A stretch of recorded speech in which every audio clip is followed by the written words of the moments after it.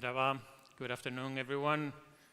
Thank you very much, Turi, for having me here. It's always a pleasure to come back to one of my favorite cities, Istanbul, and the amazing Turkish gastronomy heritage.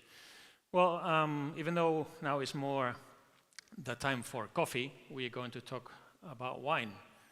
Could be sweet wine, of course.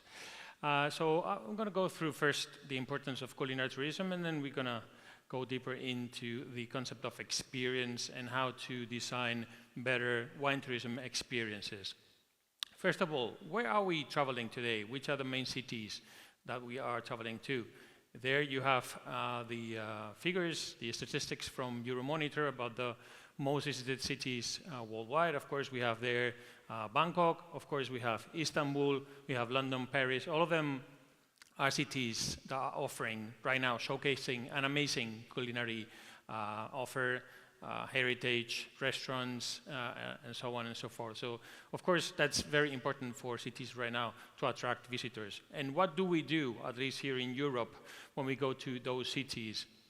These are also very recent statistics, a survey by Arrival, which is an American platform that studies the experiences ecosystem. Well, right now, we see that on the 8th position, culinary tours like guided tours around gastronomy and also cooking classes are already on the 8th position. So more and more, and I would say from the very beginning of the century, gastronomy is really growing as an experience that people coming to our cities, to our countries, are really demanding. Of course, still cultural sites and landmarks will be and remain number one. Guided tours, but gastronomy and culinary, all in all, are really on the rise and pushing forward.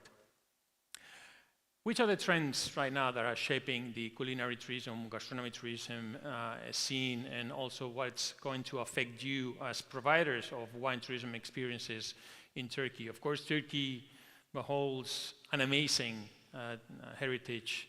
This is, let's say, the beginning of humankind, olive oil, wine, many produces, food all around started here. So, of course, you have to pay attention to this growing trend of wine tourism. So, first of all, urban dwellers are currently looking to learn more about food production, this growing appreciation for rural know-how, how food is grown.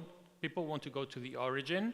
And this leads us to this also growing trend of regenerative tourism.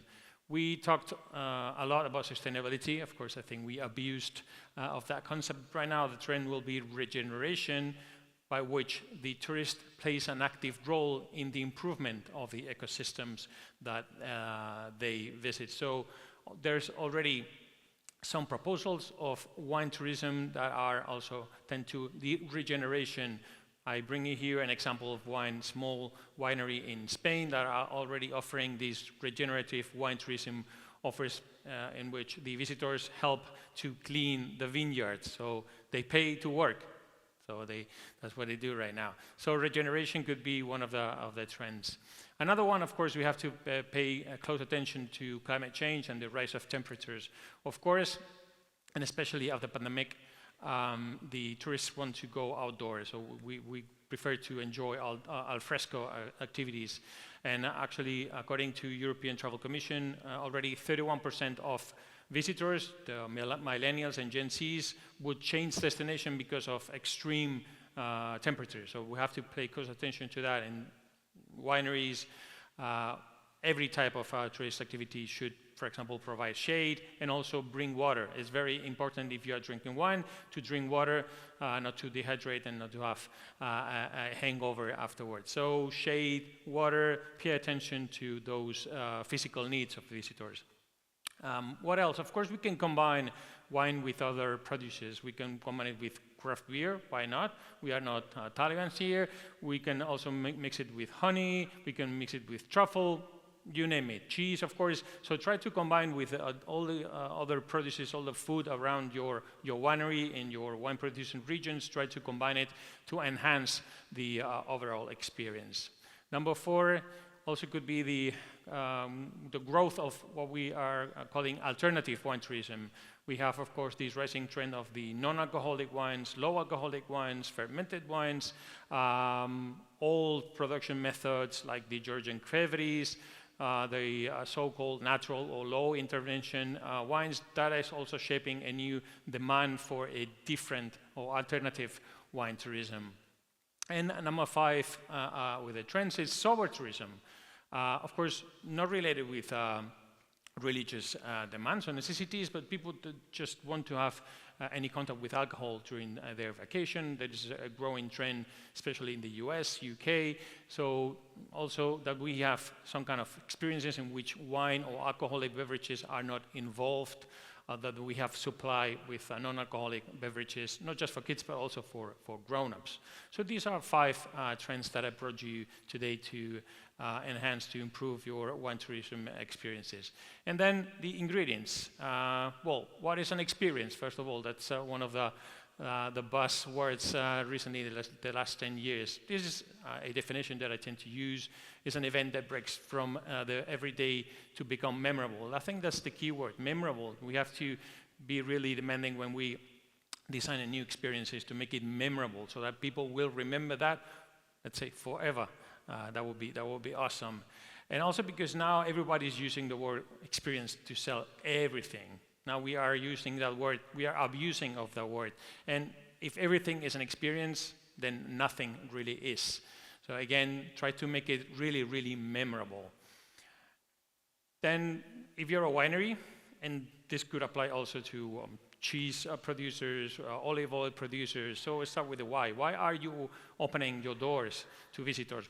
Which is your why, as Simon Sinek says? Why are you doing it? Because you want to let's say, build your brand, because you want to sell wine directly to the consumers and then save some money on marketing expenses. Well, do you want to diversify your income? Which is the main reason for which you are opening the doors to visitors, because of course that's going to create a hassle in your organization. Of course, I'm suggesting you to find the inspiration from the best. We have 2 main, let's say, accolades worldwide. First, we have the Best of Wine Tourism. This is a network of the main wine-producing regions of the world, and they have yearly prizes, sustainability experiences, best wineries, best accommodation. So you have plenty of ideas over there. And then, of course, the list of the world best vineyards. This is also part of the 50 best family. And also there you have the Hall of Fame, the best wineries worldwide. And you can go to the website and check what these guys are doing worldwide. Currently, Marqués de Riscal, a winery in Spain, is #1, but let's see who wins in November will be the new accolades. Of course, you have to work on the facilities. #1, toilets. When people get to the winery, they just want to go to the toilet. So have very nice wineries, so restroom for men, for women, a good tasting room, maybe use outdoor facilities, good shop, because of course in the end we want them to buy. At the end of the day, that's what we are doing, that's what we are opening. Parking space, because normally we can have more cars than coaches. So work on your premises, work on the facilities, because of course those are really important.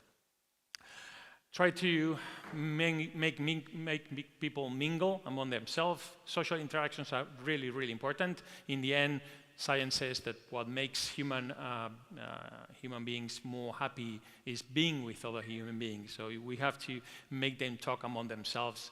That's going to make the experience more memorable. Then you have these 4 elements you have to nurture. You have to nourish their head, so they have to learn. You have to nourish their emotions, so the heart. You have to let them touch. You have to let them be part of it. So these hands-on experiences are also very recommendable. And then finally, they have to eat something. You have to nourish their stomach. So if you follow these 4 elements, I think you're going to enhance, you can improve, of course, the evaluation of your experience. Then the story. So storytelling is the name of the game, and this is another example from a small winery in La Rioja region, the most famous wine-producing region in Spain.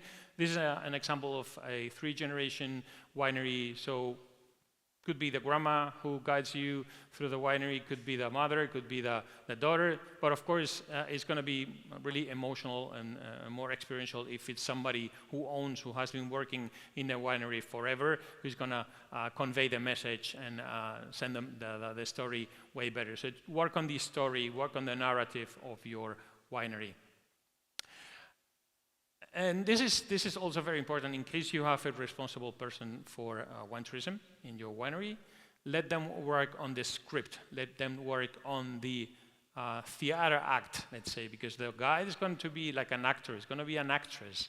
They have to be trained for that. They have to spend time with the family in case they are the owners and they don't make the visits. So try to design the experience as a theater, as a movie, let's say, and you're going to have like different moments, different climaxes. You go up and down. Think about the visit as a movie, as a TV show, with different disruptive moments, like surprises.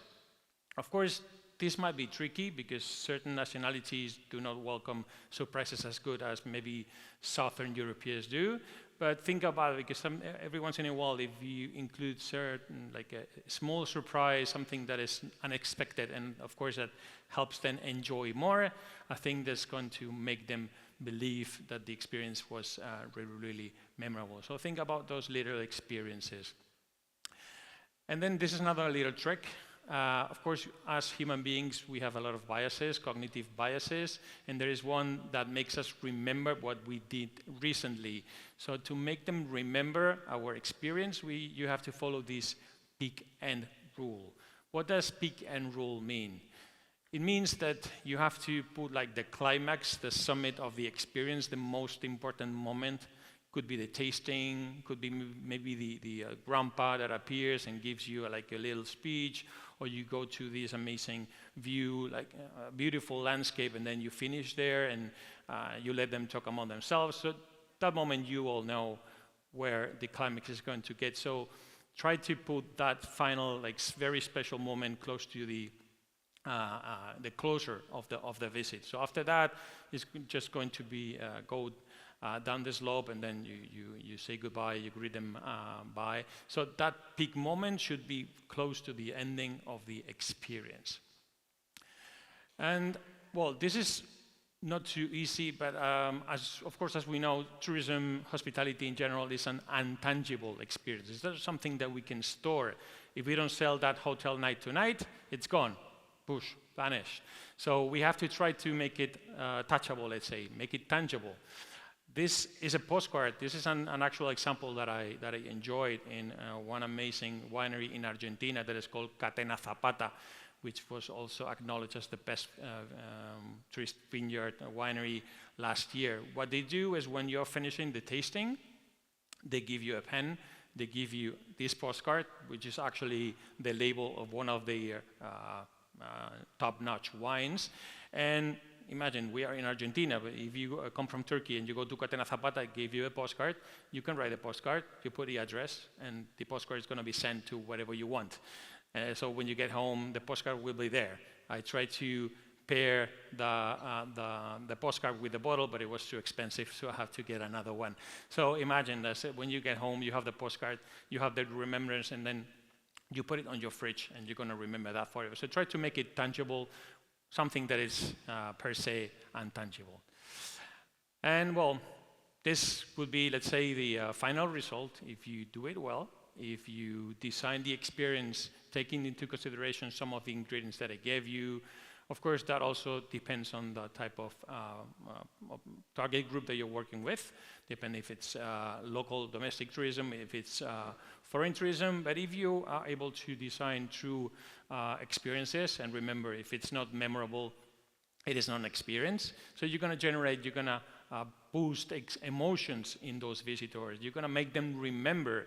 And in the end, if we think about marketing, if we make them remember, they will be the best ambassadors of our brand. So they will be loyal, and maybe they will come back to our winery, to our region, and they're going to generate that word of mouth. And of course, they will be more prone to upload the pictures. So that's why that's the strength of designing really memorable experiences, because they are gonna make you cut costs in marketing.